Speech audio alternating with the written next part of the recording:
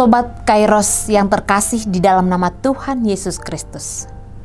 Firman Tuhan renungan hari ini tertulis dari kitab Amsal pasal 15 ayat 8b. Beginilah dikatakan. Tetapi doa orang jujur dikenannya. Sobat Kairos, saya mencoba membuat judul dari renungan ini dengan doa yang berkenan.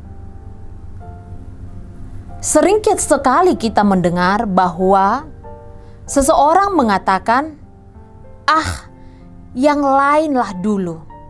Malu aku dilihat dan didengar banyak orang. Aku gak pandai menyusun kata-kataku untuk berdoa. Nanti kata-kata doaku salah, dan lain sebagainya. Mungkin ini adalah sedikit dari beragam alasan yang sering kita dengarkan atau disampaikan oleh seseorang yang menghindar atau mengelak ketika diminta untuk memimpin doa di tengah komunitas sebuah jemaat. Beragam alasan untuk mengelakkan itu menunjukkan kepada kita bagaimana doa dipandang oleh tidak sedikit orang sebagai sebuah hal yang tidak mudah atau rumit. Benar, berdoa memang bukan hal yang sama sekali mudah. Karena ketika kita memandangnya sebagai hal yang mudah, maka itu dapat membuat kita memperlakukan doa itu sebagai sesuatu yang gampangan. Namun, pada saat yang sama, doa hendaklah kita pandang bukanlah sebagai sesuatu hal yang tidak dapat kita lakukan sehingga kita harus menghindarinya. Sobat Kairos, berdoa tidak hanya mengenai kecerdasan atau kemampuan kita dalam menyusun atau merangkai kata-kata yang hendak kita sampaikan.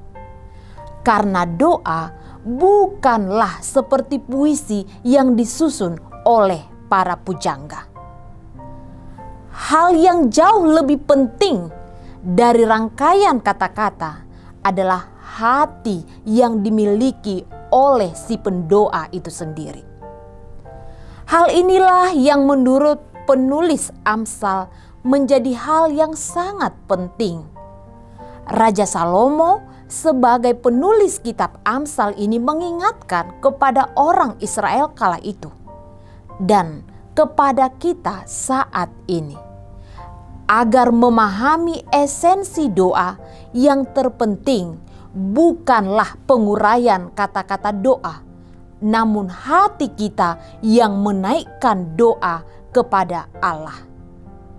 Salomo mengatakan, kejujuran merupakan prasyarat yang membuat doa yang kita naikkan itu menjadi berkenan di hadapan Allah. Bukan karena keindahan kata-kata yang kita rangkai. Kejujuran ketika berdoa akan membuat kita jauh dari kemunafikan atau kepura-puraan atau bahkan kesombongan. Kita harus jujur dan mengakui bahwa tidak sedikit orang yang menggunakan doa sebagai topeng menutupi keburukan mereka sendiri. Mereka menggunakan topeng doa hendak memperlihatkan kepada orang seolah-olah mereka orang yang saleh, di mana doa hanya sebagai ajang pamer bagi mereka. Sobat Kairos, ada pula doa yang digunakan untuk meminta Allah menghukum orang-orang yang tidak sejalan dengan mereka. Mereka menggunakan doa untuk memerintah Allah melakukan apa yang mereka kehendaki.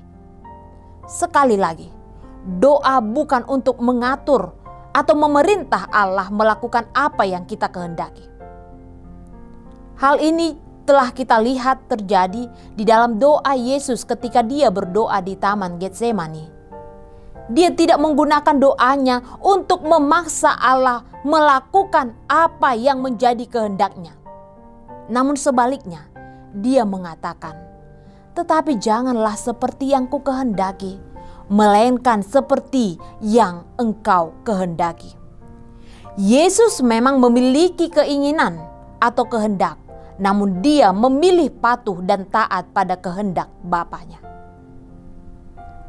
Ada pula yang menggunakan doa untuk menghina orang lain. Sobat Kairos, beragam contoh yang telah saya sebutkan di atas adalah sedikit dari begitu banyak penyalahgunaan doa dalam hidup manusia. Namun penyalahgunaan doa sendiri bukanlah sesuatu hal yang sama sekali baru. Di dalam Alkitab sendiri ada beberapa penggunaan doa yang salah yang pernah dicatat dalam Alkitab. Di antaranya doa pemungut cukai dan doa seorang Farisi. Dapat kita lihat di dalam Injil Lukas pasal 18 ayat 9 sampai dengan ayat 14 dan lain sebagainya. Doa digunakan orang Farisi untuk menaikkan namanya. Namun pada saat yang sama, doa juga digunakannya untuk mendiskreditkan keberadaan orang lain. Dikatakan di sana, "Karena aku tidak sama seperti semua orang ini."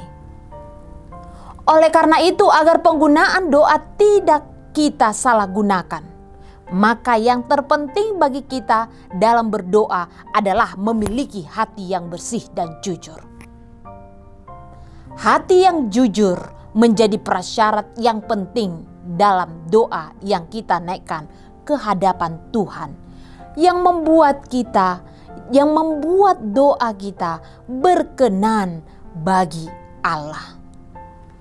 Kejujuran akan mendorong kita menyadari bahwa sesungguhnya kita adalah orang yang lemah. Kejujuran akan mendorong kita mengakui ketidakberdayaan kita, sehingga kita berserah penuh kepadanya dan mengakui bahwa sesungguhnya hidup kita ini hanya berada dalam kuasa Tuhan. Selamat beraktivitas Sobat Kairos. Tetap menjaga protokol kesehatan. Salam sehat selalu. Tuhan Yesus memberkati. Amin.